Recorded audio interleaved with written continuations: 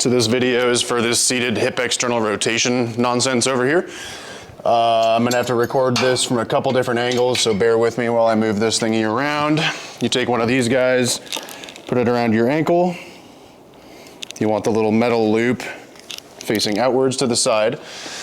Then what you're gonna need to do is make sure your thigh stays nice and pressed up against this thigh pad. You clip this onto your ankle and kind of lean your body into this and sort of wrap your arm around the back. Now the movement's usually pretty small. They're just kind of rotating over to the side. I have a lot more of this motion than a lot of people do, so you might end up moving a couple of inches at maximum. We have to make sure the thigh stays pressed out into that pad quite firmly. What your body will want to do, if you think external perspective, move my foot that way, is it's going to want to take your thigh off the pad. Even a little bit of pressure coming off of the pad is going to make it be an inner thigh hip flexor exercise. What we really want is this kind of deep hip rotator area to be the thing doing the work, and for that to be the case, you need to shove this thigh out into that pretty hard. So it's shove out first, rotate over. Sometimes if you're feeling the inner thigh stuff, what you can do is you actually get this rotated over some, maintain this position, and while you maintain that, shove your thigh out actively, and then you'll kind of go, oh yeah, I do feel it back in this area, but obviously on the side that's working. And then you can start doing little movements once you've gotten that thing to activate and to engage.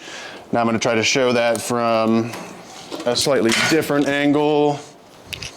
Let's see how well this works. Yeah, that looks pretty decent. There you go. So that same kind of idea, just showing you from a little different spot, is I'm leaned and wrapped in, and I'm rotating, but I'm not letting any pressure come off of this pad. So nice and slow and smooth. Again, kind of hold it over here. While you're holding, shove your thigh out into this thigh pad. Then you'll find the right area, contracting, and then we start operating back and forth. So what we need to do to switch sides is you would have this on the other ankle. And then everybody tries to move the actual bench. What you actually do is you just slide the back of the bench around. So let's see if I can do this and keep it in frame. Is you can grab onto this post, slide the back of the bench over here, and now the cable will line up to come under this pad for your left leg. So don't ever move this part over here. I have labels down here, you know, a little zoomage. Back of bench here for right leg, back of bench here for left leg. So it makes it hopefully idiot-proof and hard to mess up. People still tend to somehow. Don't move the front of the bench. This is super heavy and cumbersome to negotiate around.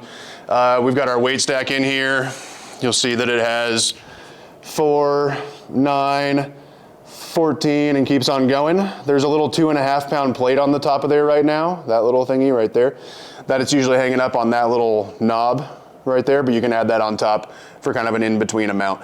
Super tricky movement, really challenging to do and to do accurately and kind of safely. So if you have questions on this one, make sure to let me know, but this is super important if I've given it to you to nail this and make sure we're engaging the correct muscle groups while we're doing this to help support your knee or your hip or your sciatic nerve or whatever it is that we're working on. So again, don't move the front of the bench, just slide the back of the bench around, get that cable right on your, or the cuff right on your ankle, keep that pressure out to the side while you rotate back and forth.